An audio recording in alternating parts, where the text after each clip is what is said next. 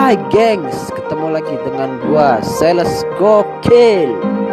Assalamualaikum, salam sejahtera, Om Swastiastu. Kalian tahu gak sih geng, light rail transit itu apa? Atau sering disingkat dengan LRT? Yes, LRT saat ini di kota Palembang sedang dikebut karena menjelang Asian Games di bulan Agustus nanti. Kalian tahu gak sih gengs, dimana setiap transit terdiri dari 3 gerbong, yaitu berkapasitas 350 sampai 550 penumpang per satu perjalanan.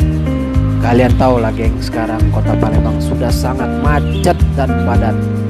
Jadi kalian akan berpindah ke LRT atau masih menggunakan alat transportasi lainnya, kalian juga akan merasa nyaman karena LRT akan dilengkapi dengan AC, WiFi, dan juga akan dilengkapi dengan kamera CCTV.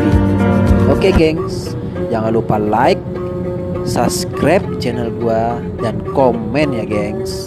Ciao, thank you geng.